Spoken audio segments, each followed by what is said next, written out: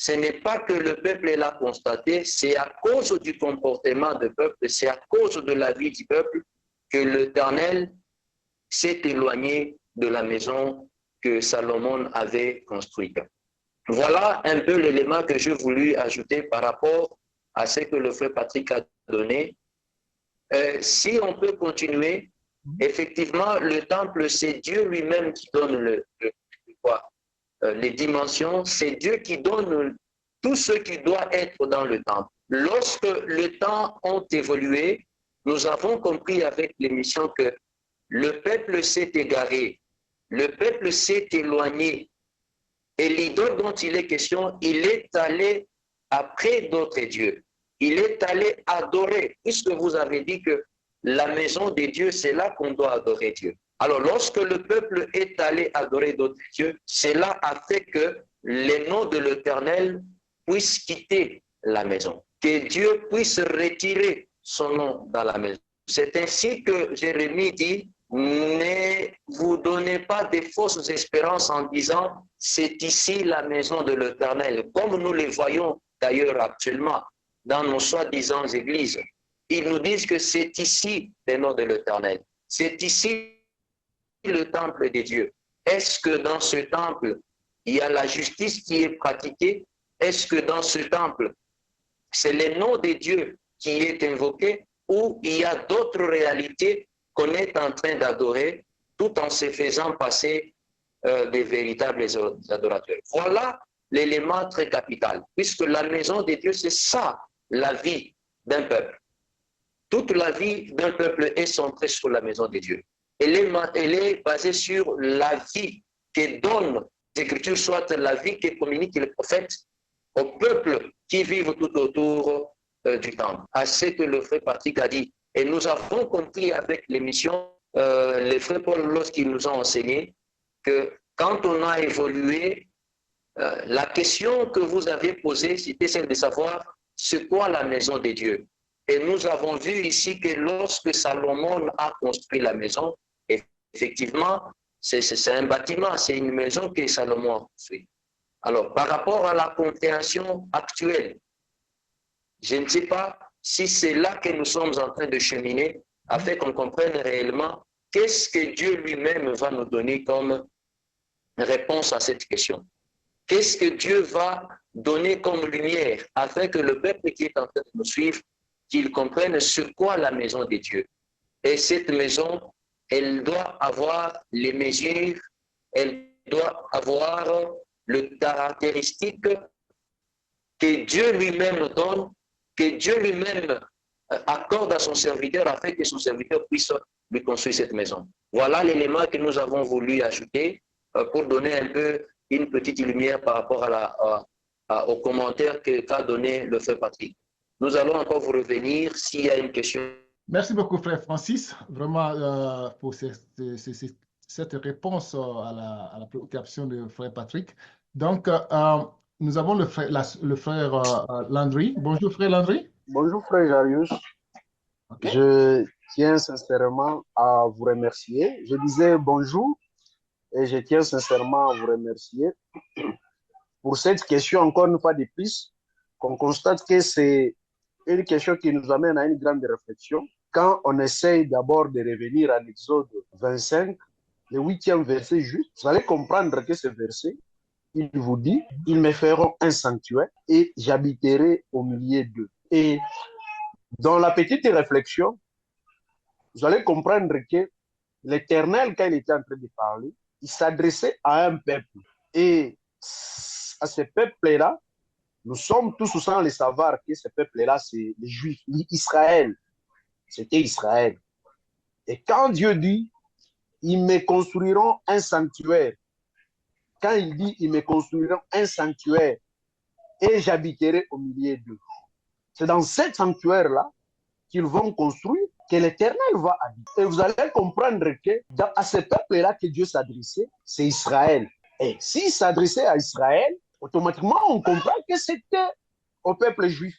Et ce temple-là ne pouvait être construit qu'en Israël. Si donc le temple est construit en Israël, donc c'est là qu'ils peuvent avoir l'accès à adorer Dieu, à louer Dieu, à être en contact avec Dieu, parce que c'est là que Dieu est, c'est-à-dire c'est en Israël.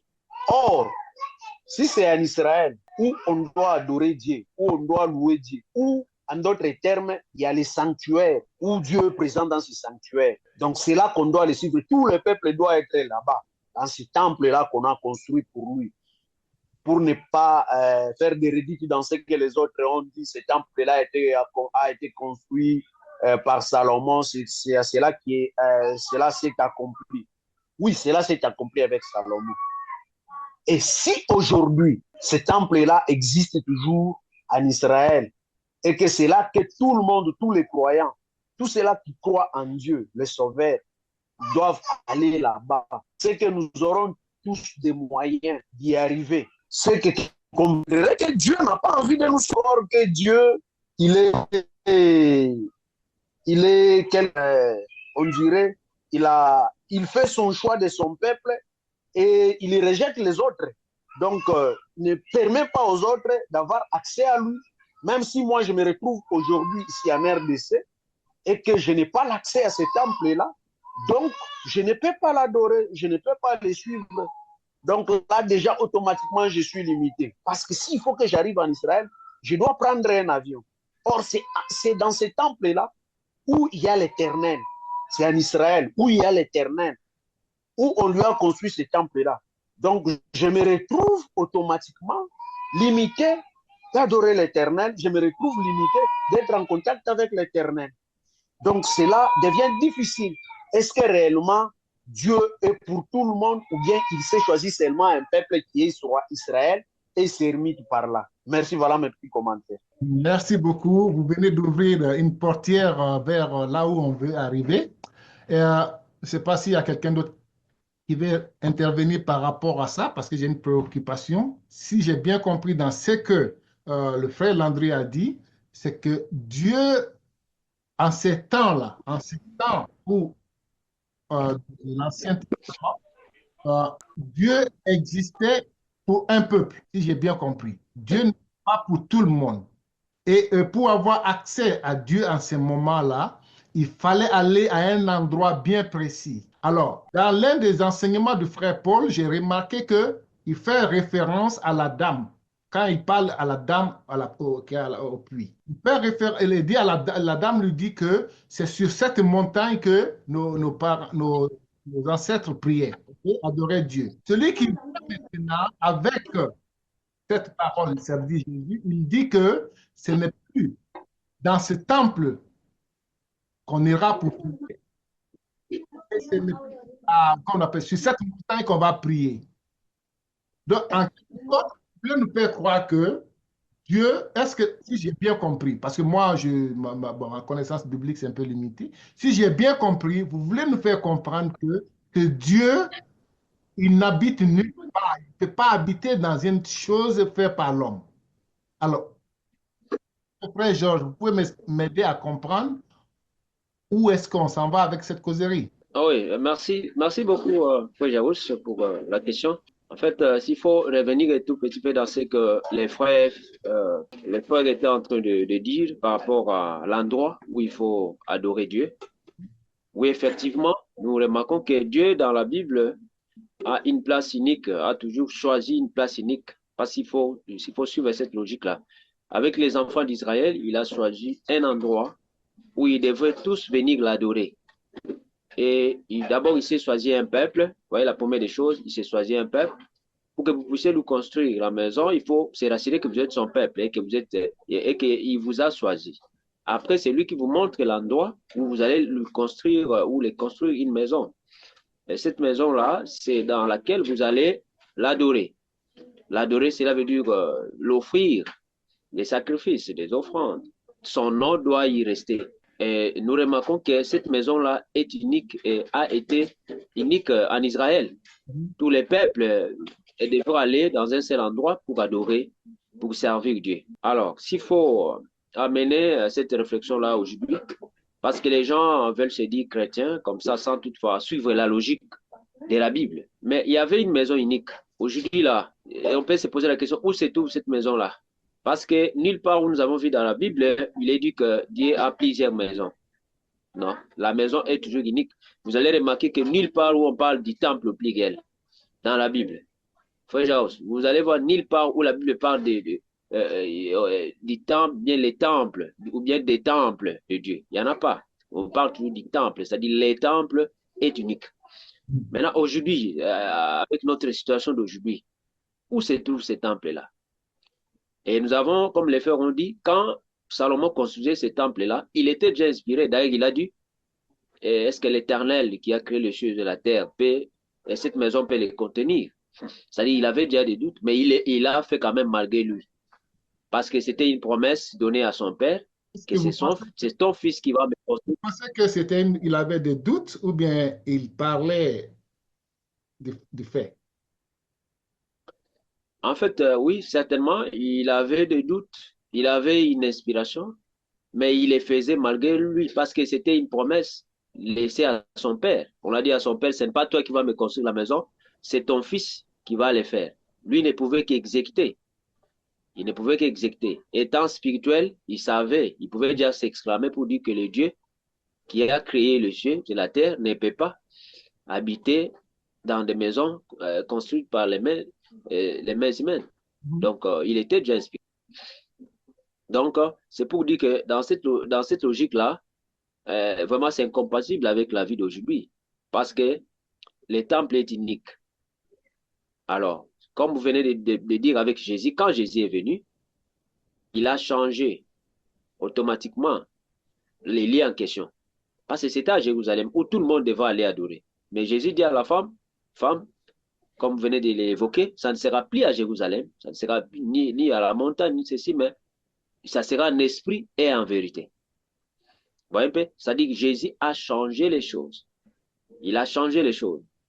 Alors, autre chose, avant, parce que là, nous allons approfondir, avant d'abord d'aller là-bas, parce qu'il est question d'un peuple. J'ai dit au début qu'il doit d'abord choisir un peuple.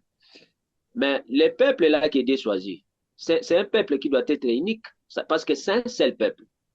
Mais comment se fait-il qu'aujourd'hui, bon, les gens qui s'appellent des chrétiens ne sont pas unis? Ils ne sont pas un seul peuple. Ils ne sont pas un seul peuple. Et ils se sont créés beaucoup de temples. Beaucoup de temples. Maintenant, on s'est dit, où est-ce qu'ils ont eu cette inspiration-là? Est-ce qu'ils ont compris c'est quoi les temples? Quel est l'objectif du temple? Hein? Donc, est-ce que c'est Dieu qui leur a donné ces instructions-là? Qui leur a montré ces modèles-là, comme nous l'avons lu dans Exode 25? Ou bien ils sont tentés de faire les choses selon leur entendement? Et ce qui est marrant, c'est qu'ils ne se sont jamais arrêtés pour se dire, essayons un peu d'examiner ce que nous faisons. Est-ce que nous sommes dans la logique de Dieu ou nous sommes à côté? Vous voyez un peu? C'est comme on dit, c'est un peuple sans frein. Hein? C'est comme on dit, quand il n'y a pas de révélation, mon peuple est sans frein. Vous voyez un peu? Et les gens continuent. Et je vous rassure que Frère Jaous, ces temples-là, hein, maintenant, il y en a plusieurs. Hein? S'il faut compter au monde, en tout cas, je ne sais pas, c'est des milliers de temples, hein? Hein? Et qui ne sont pas, dont les peuples là, les constructeurs là, ne sont pas unis. Vous voyez que tous ces éléments qu'on donne, ça ne correspond même pas avec la logique d'Israël. Parce qu'il est le Dieu unique. Et là, c'était l'Ancien Testament. Maintenant, dans le Nouveau Testament, je sais que nous allons développer cela pour savoir qu'est-ce que Dieu veut maintenant pour le Nouveau Testament. Vous voyez que les gens sont à côté, frère Jao, c'est vraiment à côté, et personne ne s'en rend compte. Personne ne s'arrête pour se dire, en tout cas, ce que nous avons ici, c'est la maison de Dieu. Est-ce que Dieu est avec nous? Est-ce que le nom de Dieu est là? Est-ce que quand nous adorons réellement Dieu, écoute nos prières? Ouais. Donc, les gens ne se sont jamais posé de telles questions. Donc, je crois que nous allons essayer un peu d'aller en profondeur pour faire un peu cette démarcation-là des temples dans l'Ancien et le Nouveau Testament. Donc, c'est un peu ça.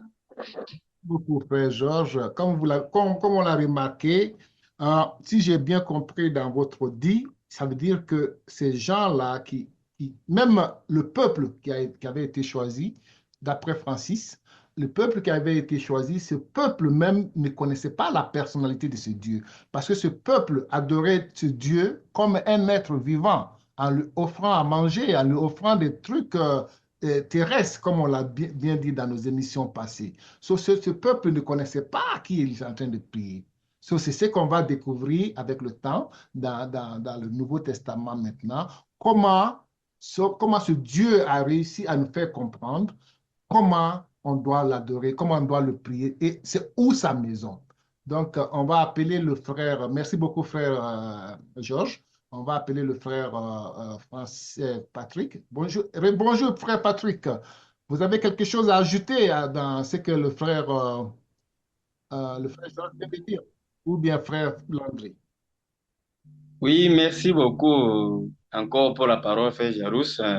Tout d'abord, j'aimerais te dire quelque chose sur ce que le frère Français a dit. Loin de là, si j'ai évoqué le mot peuple, je ne faisais pas allusion au peuple là, comme une foule comme ça. Et même Dieu lui-même, il peut appeler son prophète mon peuple. Et donc, loin de là, je ne faisais pas allusion au peuple parce que le peuple en question, le peuple en question que le frère français a évoqué, et lui, il était seulement de voir les nations, de faire les choses comme d'autres nations. Et comme ce n'est pas le sujet du jour, hein, et je saute ça.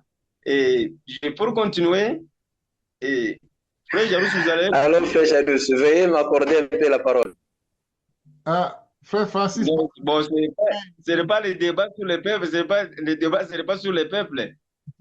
Laissons lui finir ce qu'il veut dire. Après, on va vous inviter sur l'écran. Merci beaucoup. Il faut souffler un peu, comme on dit. Ok, allez-y, frère Patrick.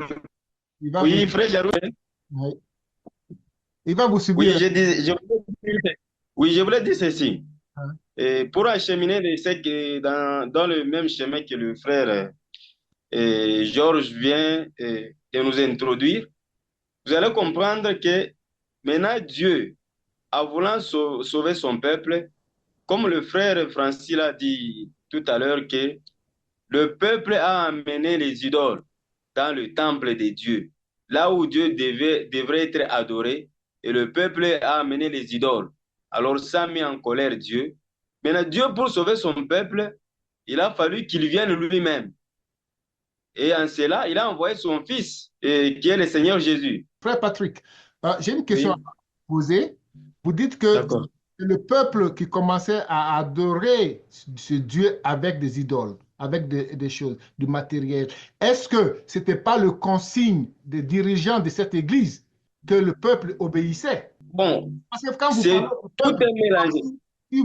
Si vous laissez à côté les gens qui dirigeaient cet endroit. Le peuple avait toujours l'intention d'imiter d'autres nations. Vous allez voir, même pour se choisir un roi, c'est le peuple qui a imposé à Dieu que non, nous voulons aussi un roi, comme d'autres nations. Vous voyez? Maintenant, au fil du temps, mais on va comprendre que même le dirigeant là, ils ont aussi introduit quelque chose pour diriger le peuple, amener le peuple aux idoles. Comme ce n'est pas le sujet du jour.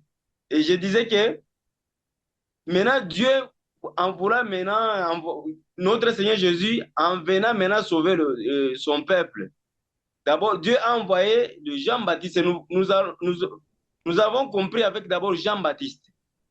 Jean-Baptiste, lui, quand il vient, sa mission, c'est de préparer le chemin du Seigneur. Jean-Baptiste, il est venu préparer le chemin du Seigneur pour que le Seigneur puisse entrer. Mais Jean-Baptiste devait préparer le chemin où? Il devait préparer le chemin dans la maison de Dieu. Mais Jean-Baptiste n'entre pas dans le temple. Le temple en question que le Salomon avait construit, là où le nom de Dieu devrait résider. Mais Jean-Baptiste n'entre pas là-bas, mais Jean-Baptiste préfère les déserts. Et ceux qui quittaient le temple pour venir suivre et écouter Jean-Baptiste, Jean-Baptiste les a qualifiés de fils de quoi? Des races de vipères. C'est-à-dire tous ceux qui sortaient dans le temple là, ce sont des vipères. Là, nous comprenons avec d'abord Jean-Baptiste. Jean-Baptiste nous montre que l'existence de Dieu dans le temple là, était fausse. Donc Dieu ne résidait pas dans le temple là, parce que d'abord, ceux qui sortaient là, ce sont des vipères. Voilà pourquoi Jean-Baptiste a préféré le désert, n'a pas voulu aller préparer le chemin du Seigneur dans le temple.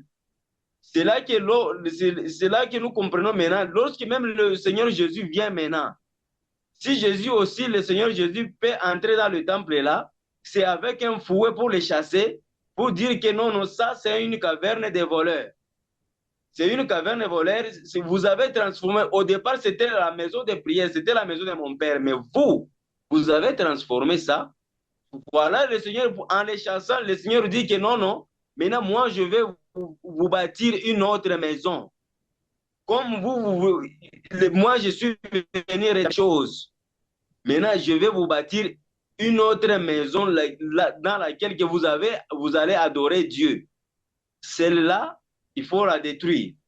Et c'est un peu ce que j'allais ajouter parce que nous continuons à chercher d'abord la maison de Dieu, c'est quoi? Parce que la maison qui a été construite, Jean-Baptiste, en préparant le chemin du Seigneur, il refuse ça. Jésus lui-même, en venant, en entrant dans ce temple-là, il n'approuve pas que c'est une temple de Dieu. Il refoule ça, il rechasse, il dit même de détruire ça. Maintenant, si aujourd'hui, nous aussi, nous appelons les chrétiens, donc nous devons emboîter le pas de Jésus, parce que c'est Jésus qui va nous montrer ce qu'est le temple. Comme vous l'avez évoqué là, il a dit à la femme samaritaine, ce n'est ni sur la montagne, ce n'est ni à Jérusalem, là où le temple a été construit. C'est un peu ça, merci. Merci beaucoup, frère Patrick, pour cette intervention. Donc, je crois que le frère Patrick ne peut plus se retenir. On l'invite. Frère Patrick, vous voulez intervenir? Pardon. Frère Francis, vous voulez intervenir par rapport aux propos de frère Patrick?